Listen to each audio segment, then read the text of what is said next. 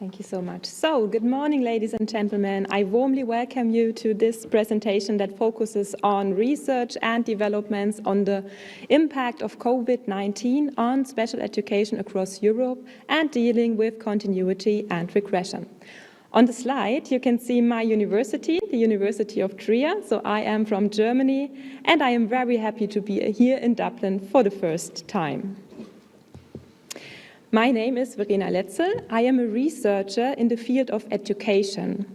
Before I decided to take a step into academia and research, I worked as a teacher in secondary education. I taught in advanced secondary schools as well as comprehensive schools, and I also gained some experience in primary education. In 2018, I decided to get into academia and started working on my PhD studies, which I completed in June 2021. And currently, I have a postdoc position. Thus, I'm also active in teacher education trainings. My research interests are inclusion, inclusive education, differentiated instruction, digitalization, and teaching quality, as well as educational quality in general.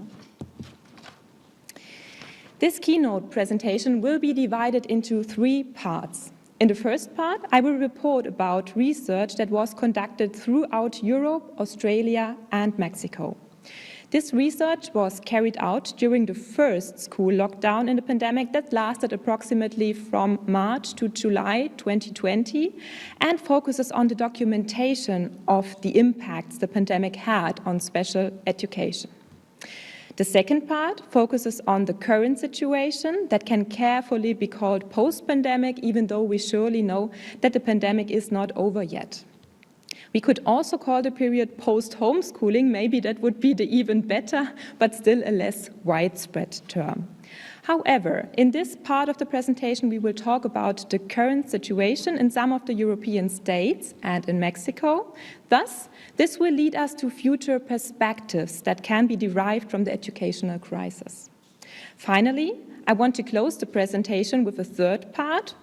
When I was invited to speak at this conference, my researcher heart was kind of on fire, so I implicitly wanted to present you deep and true insights that go beyond what can be read in scientific articles or what is spread in the media. What I did was I searched for a special education teacher that could answer all the questions that arise after the homeschooling situation that are still highly relevant at the moment and that will go beyond. So in short, in this keynote, I do not only want to focus on yesterday, nor only on today, but also on tomorrow. The art experts in the audience might already have noticed that I used the green color for tomorrow, because I think that it is by no means just a black outlook. We will come to that in a few minutes. For now, we will start with research about homeschooling right in the pandemic throughout Europe, Australia, and Mexico. Together with Dr. Katharina Lindner, Giulia Tarini, and Professor Dr. Susanne Schwab, who was one of my advisors for my PhD, I worked in 2020 as guest editor for the special issue When Home Turns into Quarantine School, New Demands on Students with Special Educational Needs, their parents and teachers during COVID-19 quarantine. This special issue was published in the European Journal of Special Needs Education.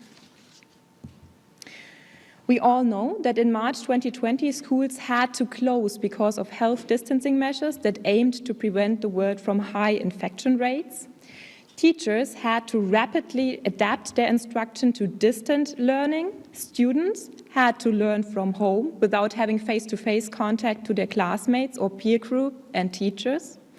And parents, when possible, had to work from home in order to care for their children who were in a homeschooling situation. In the special issue, this unprecedented situation in 2020 was documented. Research stemming from different countries showed that there were specific challenges for teachers, students, and parents. It was shown that there were challenges especially for students with special educational needs, and it was shown that the risk of losing them in the homeschooling situation was very high. Hence, in the special issue, voices of different stakeholders of the inclusive education sector were linked together. What was also shown is that there were important significant challenges for educational research. Those challenges are visible when we have a look at the major part of articles that were published worldwide right in the time of the pandemic in the year 2020 and early 2021. The boundaries of what could be considered as educational research needed to be redrawn in a time of uncertainty where the quick publication of results was urgently needed. The quality of data collection or analysis processes was not as high as usual due to the short time the researchers had. We now and in future have to overcome those technical weaknesses, and we have to find a way back into high quality collection of data and analysis processes. Let's now have a look at the content of the special issue. As we can see, we shed light onto the challenges for special needs education from an international perspective. The SI includes papers from Austria, Germany, Australia, Mexico, Ireland, France, Latvia, Lithuania, Portugal, Scotland, and Norway. We had mixed method analysis, qualitative and quantitative papers. We had comparative studies, case studies, and literature reviews. For the purpose of the presentation, I have summarized the core results of the papers in the special issue, and I distinguished 3 different perspectives. The papers from Norway, Germany, and Mexico focused on the student or student-parent perspective. We can see that students perceived less teacher support in homeschooling and reported lower levels of self-efficacy. We can also see that the students were challenged by the loss of social contact. Parents, on the other hand, had to take over the roles of teachers in homeschooling, so they had difficulties to organize homeschooling in general and to keep their children motivated. However, the parents valued that they had the chance to spend more time together as a family. In a second paper from Germany, we see that parents of students with SEN or low achievement level do not report more challenges than parents of students without SEN in the home learning situation, which is surprising. However, parents did indeed report dissatisfaction with the support from the school and the amount of learning time. In a paper from the UK, we can see that parents experienced pressure and showed a feeling of failure, which underlines the challenges parents went through in the homeschooling situation. 5 papers, the majority, focused on the teacher's perspective. We can see that teachers' use of digital learning phases depends on their perception of self-efficacy and on supportive measures by school leaders. We can see that teachers and parents did not consider consequences of the lockdown on early child development. And something else that is very positive is that teachers formulated 13 new functions to use subpar to European standards in adapted physical activity in order to make physical education during remote teaching possible. Further, we can see that teachers hold low self-efficacy belief scores for teaching students with low skills in the language of instruction, whereas the scores were high and the attitudes were positive towards students who have an outstanding success in school. Thus, it cannot be said that teachers in general held negative attitudes or that they had low self-efficacy belief scores during the lockdown. Moreover, the Australian paper from Page et al. Assumed that students with SEN can slip between the cracks and are at great risk of losing connection both academically and emotionally. There were challenges with students who did not engage in online learning at all. We will come back to these 2 points in the third part of the keynote. I summarized all the impacts on the different perspectives. The art experts in the audience will remember that I have a thing for colors, so I colored the bubbles red that showed negative impacts on the respective perspective. I colored positive impacts green. To start with, we can see the impacts on students and that they were all red. This is the group that experienced the most negative impacts due to the results of the special issue. From parents' perspective, some impacts are negative as well, like challenges to organize homeschooling and to motivate the children. But we can see that there were also positive aspects, like spending more time as a family and that parents did not consider consequences for the early child development in lower educational states. From the teacher's perspective, we see that they, of course, also perceived negative impacts of homeschooling. However, they experienced the most positive impacts of all three perspectives.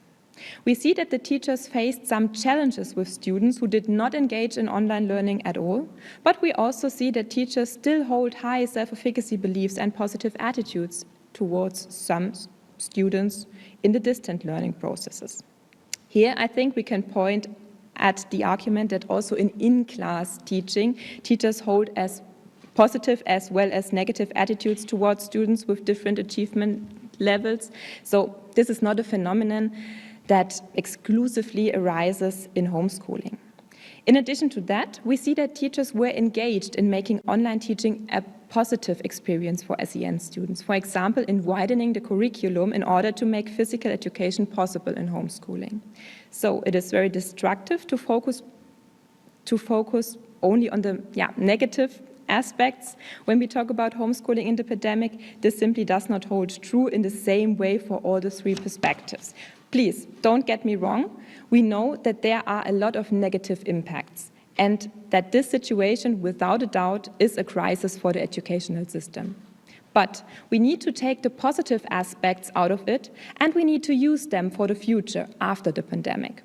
What we should do is to take the positive impacts and to work with them in order to overcome the educational crisis.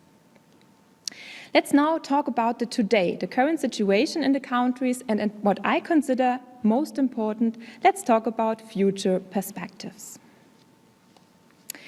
I asked the authors of our special issue to comment on the current situation and future perspectives, and I received information from Germany, France, Ireland, Latvia, Lithuania, Mexico, Portugal, and the UK.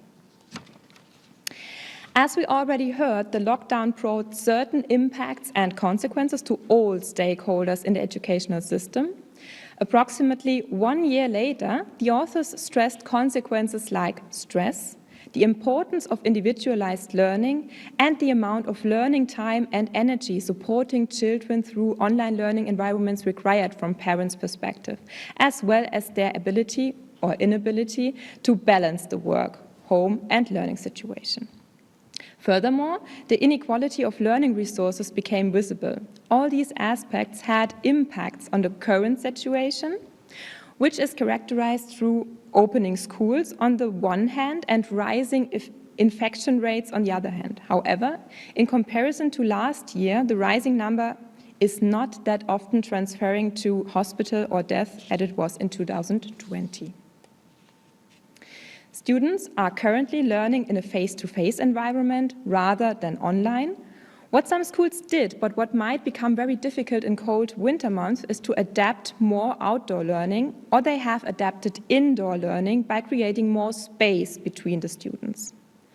All educators have been made aware of the implications on mental health COVID has had on children and their ability to learn.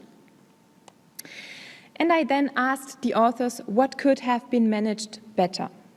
The answers I received were: more power should have been given to schools to do what is right for their pupils. There should have been more support and flexibility for those children with complex needs and their parents, as well as more communication with them. We will remember that one article in the special issue pointed at the assumption that students with special educational needs would fall behind in the pandemic. When I asked about the current situation of those students, I received the following answers. Students with SEN have fallen behind their targets to increase motor competences, motivation, and physiological abilities. We will discuss that in the third part of the keynote as well. Moreover, long-term consequences in education and health might be that more time might be spent with therapists and therefore less time can be spent on academic subjects, which can lead to lower outcomes in preparing students for independent living as an adult. From the UK, I received the answer that students with SEN are marginalized and that many teachers have taken the one-size-fits-all approach in online teaching, which excluded groups of children and their parents. Those researchers also reported that parents' views were not valued enough and that the communication with parents has been lost. As I have already pointed out, we should be goal-oriented, and therefore I asked for recommendations the authors now, 1 year after homeschooling, would give. Canning and Robinson, that reported about the situation in the UK, said that learning should not be pressurized and that teachers as well as parents should be creative and patient. Additionally, more channels of interaction should be used. It should not only be relied on online platforms as the only way to interact. What would be additional channels to use will be pointed out in the third part of the keynote as well. And as a point, Canning and Robinson recommended to trust the parents because they know their children best and what is the most effective learning environment for them. Additional recommendations came from Hng et al., the authors that did research in the countries of France, Ireland, Latvia, Lithuania, Portugal, and the UK add that skills in digitalization and teachers' preparedness are relevant needs to push forward. We know now, first, how important digital competences of teachers and students are, and that those competences should be better than they actually are. We saw in the homeschooling situation that some teachers could not provide creative and didactically well-performed online teaching because they did not have the competences or the readiness to do so. So in future, teacher training as well as professional development courses for teachers in service must now more than ever focus on developing digital competences and an adequate mindset as well as positive attitudes towards the use of digital media in class and the readiness to implement digital media into daily planning and in-class performance. By the way, an important argument why this has to be implemented stronger into teacher training can be seen here. This table shows results from the ICILS survey in 2018. ICILS stands for International Computer and Information Literacy Study. The magenta-colored bar shows how many % of teachers use digital media in class daily. We see that Germany, Chile, and Uruguay lag behind, whereas Russia, Denmark, and Finland are leading countries. But back to the recommendations. A second recommendation given by Hng et al. Is that the experiences need to be reflected rather than just return to the old normal. I consider these 2 points as very important, and I will come back to these 2 points also in the third part of the keynote. However, also Posas et al., who did research in Mexico, point to the urgent need for evaluation measures that Hng et al. Also emphasized. The influence of the lockdown situation on academic and emotional outcomes of students with and without special educational needs must be clearly evaluated in order to be able to develop intervention plans to foster them in future teaching. Posas et al. Strengthened this point by stating that the governments in the single states should be included because of the need of coherent, comparable, and comprehensive data. What Posas et al. Mean is large-scale data like the PISA tests and that are standardized and carried out in countries all over the world because we need representative data. I asked the authors about questions that are now answered that were not answered 1 year ago. And what they said was that the 21st century skills, which are digital skills, have improved and have been tested. What we also know is that digital teaching also increased stress on teachers. But here I think we have to distinguish whether it was digital teaching in general that put stress on teachers or whether it was the rapid change to online teaching without any preparation that put stress on them. Thus, I also think many teachers got used to online teaching the longer they had to perform it. What we know now is how good or bad the digital competence of the teachers and students are. Yes, that is true. We know that there is a lot of room for improvement. The need to develop stronger digital competence in teacher education and right in schools has become obvious.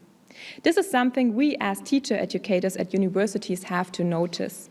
There is a need to implement and strengthen digital learning even more than we did in the past. However, especially with the last point we addressed, there are some questions that still remain open. We've pointed out that there is a need to include digital learning into teacher training and professional development. The questions the authors Ng et al. And Canning and Robinson raise are how to upskill in- and pre-service teachers in digital teaching, because it is not clear which competences teachers do exactly need. Here again, I'd like to stress the point that we do not have enough research yet in order to answer these questions. These questions should be added to standardized questionnaires or interview guidelines for teachers. The next question that is addressed is, how can we support children with SEN and be creative in developing different types of learning environments? Here, also research that focuses on parents' and students' perspective could help to shed light onto sensible and meaningful online teaching measures. What can help here is to do research in as many countries as possible to identify best practice examples. These examples must be brought together, even though it is clear that there cannot be a standardized recipe how to deal with SEN students, because every learning group and every person is different and has specific individual needs. However, a pool of best practice examples could help to bring new ideas that can be tested and adapted by teachers. The next question that remains open is, in what ways can educators see learning from a child's perspective and how that influences learning spaces and content? I think this is a question that is not only valid for online learning, but for learning and teaching in general. What is needed is individualized teaching and teachers' empathy. I will talk about individualized teaching in the third part, but what I want to stress right now is that online learning definitively offers potential for individualized teaching, what can be seen as profit we can take from the homeschooling situation, because after this, we do have online structures and tools we did not have before. Every school has a tool to perform online learning via platforms such as Zoom or Teams. There are learning apps that were not there before, so this is an advantage that can be taken from distant learning during the pandemic. Talking of advantages, we will now focus on further potentials and chances.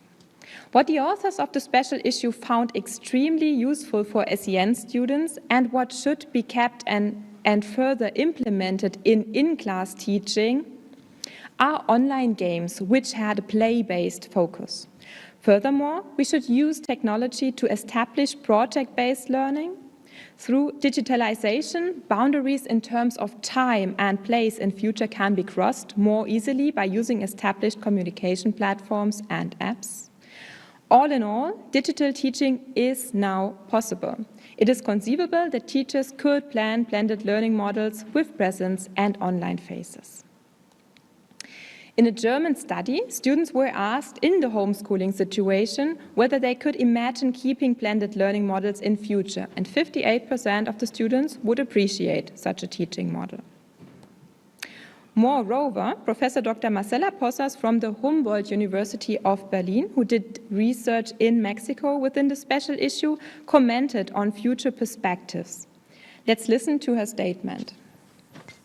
Concerning what are the future perspectives that can be kept from this time, and I say it also from a positive side, because Corona has, of course, brought very big hardships and challenges for the educational sector, but we can also learn a little bit from it, and it's the fact that digitalization technology can help.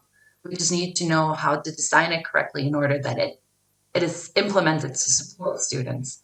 There is research behind it, but we need to use this time also to understand the impact of digitalization. And this goes specifically for special education needs. There are studies that have explored how inclusive practices can be implemented. I think we have to go one step beyond and actually force ourselves to think about inclusion also in a digital perspective. The UDL theory and practice has already gone a step forward, but I believe that we have to start thinking, okay, how can we transform inclusion into a more daily practice through technology? And that is a source of important research, and it's also a source of perhaps a lot of support for the practice and for teachers inside the classrooms. There are many different apps that we can use, or that we have to use technology. We have to really set as an objective of how can technology help us. We have information of how inclusion can work inside the classroom. Then we have to include technology into it and make it a daily practice and a frequent practice. That would be what is, for me, as a future perspective for SEN. Use technology to support the learning needs of students. And not only the learning needs, but also the social needs. There was a project conducted in Nuevo León where students with special needs education continued a certain type of social-emotional program online. And I have to praise this project because the idea was that they would communicate each other through Zoom. They were set in Zoom and they would open their computers, and all together there were teenagers working together on different small projects. So one day they would cook a small pie, and they were all together online and talking and discussing, and their parents were also involved on those sessions. And that was an interesting approach of saying, okay, we cannot get together and have this social participation of individuals with special needs education, but we can do them still online and still make their parents participate and still have a continuum of this social engagement and this idea that they're still participating with their community. So I think that for us is how can we embed technology into the educational practices for the special needs education. Professor Possa stresses the point that inclusive practices should be implemented also in a digital way, in a daily manner, in order to meet students' social and academic needs. Digital tools can provide the way to more inclusive and individualized teaching. Teachers need to practice. They need routine in planning and implementing digital tools into their daily teaching, without a question. This might take some time. However, the resources are now there. The goal should be to implement digital tools daily in order to motivate the students and to make learning more individualized. Professor Possas addresses also what Canning and Robinson expresses beforehand when she reports about the approach when parents, children and teachers were baking a pie online. It is important to include the parents also when it comes to digital learning in future, because we know how important parents are in children's learning process.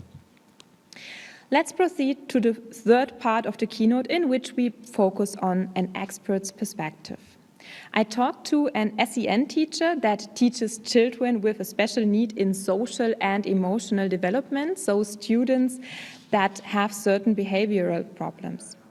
The interview is anonymized and took place at November the 1st, 2021. But before we go into the interview, I want to take you with me onto a very quick ride through what literature says about students with SEN in homeschooling. So let's have a small literature review together. We do that in order to connect the answers I received in the interview to current literature. We know, e.g. from Werning and Le Teclose 2016, that individualized teaching is a central condition for inclusive teaching of students with different kinds of special educational needs. This principle became even more important during homeschooling. Students with SEN need intensive support from their teachers because some of them are not able to work on tasks on their own and because they do not have parental support, according to Goldan et al. 2020. Schwab, Goldan, and Hoffman 2019 state that individualized teaching includes individual tasks as well as process-oriented feedback. Despite that, we heard from the colleagues Canning and Robinson from the UK that many teachers in homeschooling used the one-size-fits-all approach. However, we will hear in a few minutes that working with individualized is also possible in online learning. Social and emotional support is important for students with special educational needs in homeschooling. Teachers must show that the contact in the crisis situation is still there, according to Goldan et al. 2020 and Keynote 2020. I started the interview by referring to what was very present in the media as well as in research by asking, do you think that students with SEN lag behind after the homeschooling situation? Here's what the teacher replied. To be honest, in academic matters, the difference for our students is not that big because the focus does not so much lie on subject, but on social matters in our school, e.g. social interaction. The problems in that field did not become smaller.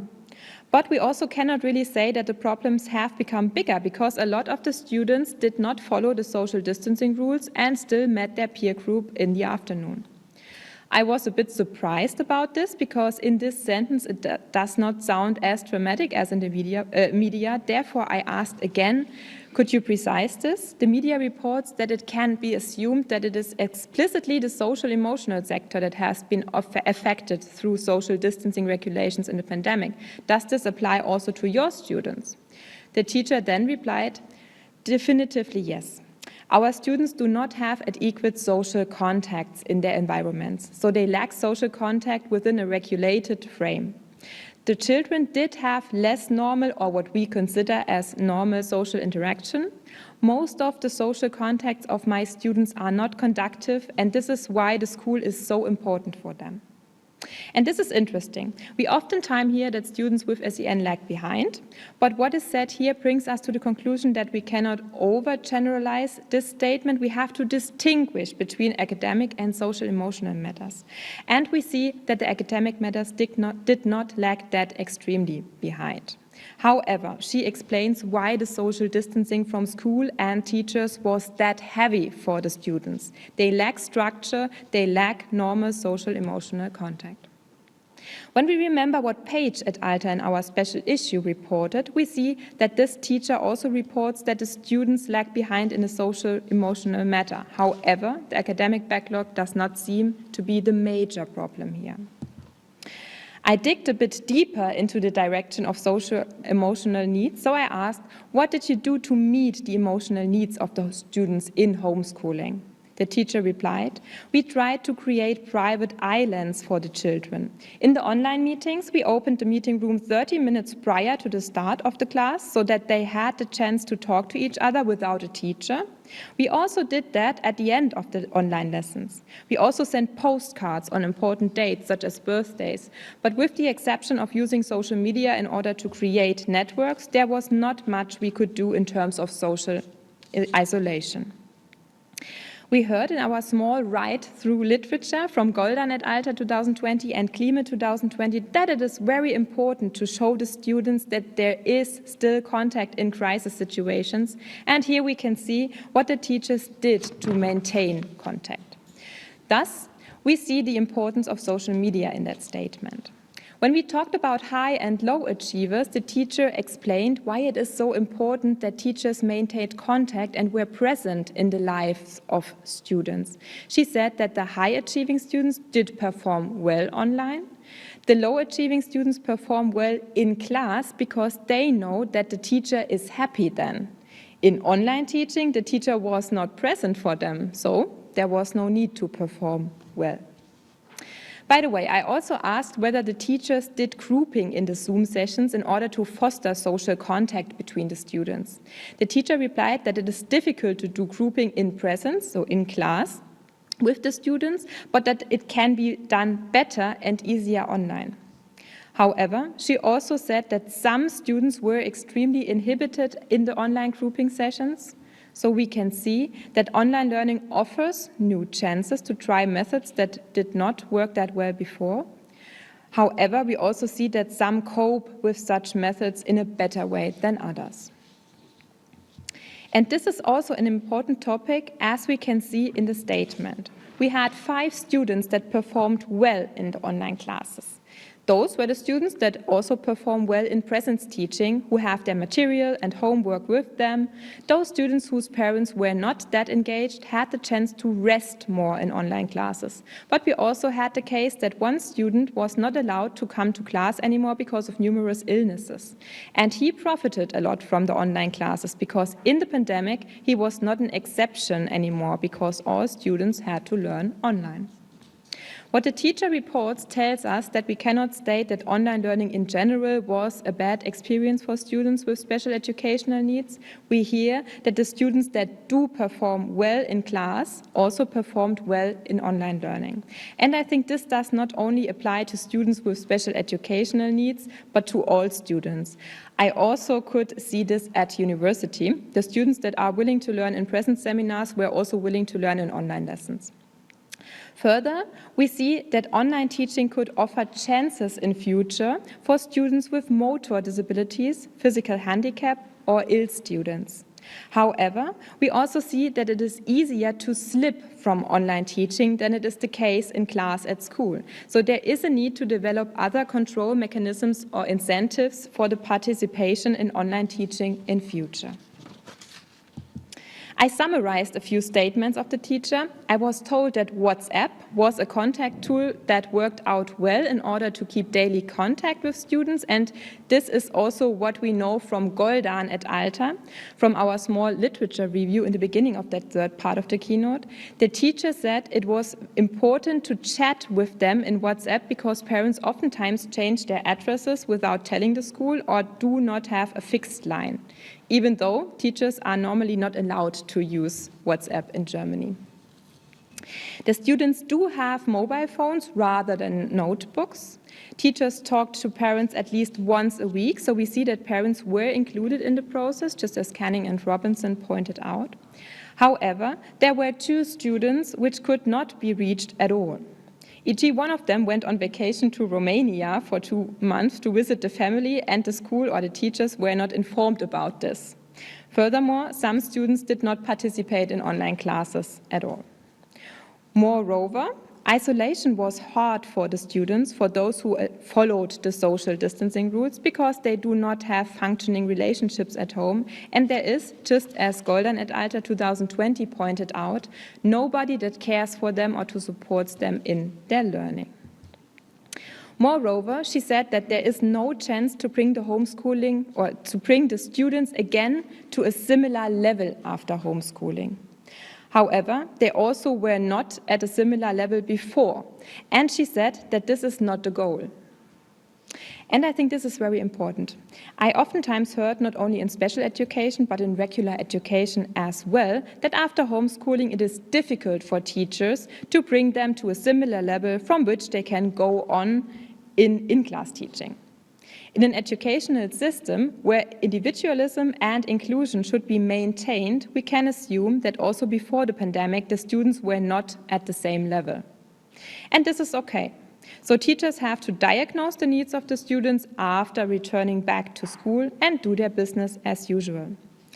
There are high and low achieving students in every learning group and in every learning environment, online as well as in class. We heard in our small literature review that individualization and individual tasks, as well as process-oriented feedback, is very important for students with special educational needs. So I asked whether the chance to individualize online was there. She said, the digital basis to teach was there. We had an app where we could post individualized worksheets The children can open the sheets on their mobile phone. There is no need to print them. But when there was the chance, our students escaped from online classes. This is the reason why online teaching with our students was not fun. But yes, generally the basis to teach online in an individualized way was there. She said clearly that individualization was possible in online classes. The problem was that the students did escape from such tasks where they had the chance to do so. So for the future, we also have to develop certain attitudes towards online learning and a feeling of commitment. In class, we have the chance to do so and to implement online elements in a slow way, step by step. Students can take their time to get used to it. This was not possible in the pandemic because the switch between presence and distant teaching was so rapid. This is something teachers can keep on working in future. I frequently talked about an ongoing use of digital tools in future within this keynote. And this is something I asked in the interview as well. The teacher reported that they do work with digital tools such as apps, but they only use the tools they also used before the pandemic. They do not use additional tools in online teaching. And I think there is a big potential for the future in terms of competences and structures to interact, like Zoom platforms and apps. We should not take a step back now. We should take what has been developed in online teaching and use it in order to make future teaching better. Using digital tools in teaching is a characteristic of high-quality teaching, as we know from literature, e.g. from Dembski, 2021. In addition to that, teachers are advised to do so, e.g. through the KMK standards for teacher training. They have been advised to do so actually since 2017. The point is that the tools and structures were not there until 2020, but they are now because of the pandemic. And this is how we can strengthen the positive that comes from the pandemic. For your information, the KMK standards are formulated by the Standing Conference of the Ministers of Education and Cultural Affairs. It is a conference of ministers in Germany and plays a significant role as an instrument for the coordination and development of education in the country. We are now heading towards the end. I want to summarize some important points here. We know now, after the pandemic, how important all stakeholders in education are: teachers, parents, and students. In future, we should strengthen this teamwork. We know that we should not overgeneralize results we hear about. We do know that it is not fully correct that all students with special educational needs have fallen behind. Online learning was a good alternative for high achievers as well as for students with illnesses that could not participate in in-class teaching beforehand. We also know that it is easier to escape from online teaching, and we know that some of the students have fallen behind, not so much in academic terms, but in terms of social emotional matters because of social distancing regulations. In order to gain information about the impacts of the pandemic, we need evaluation measures. We need international large-scale assessments. Lastly, there is a need to train students and teachers in their digital competences. There is a need to develop positive attitudes. This applies to teachers and students, and a feeling of commitment of students in order to make them participate stronger in online classes. The newly created resources should definitively be used in order to bring in-class teaching or blended learning forwards and increase the teaching quality. I am now really looking forward to your questions and comments. If you want to contact me afterwards, here is my email address. Thank you very much for your attention.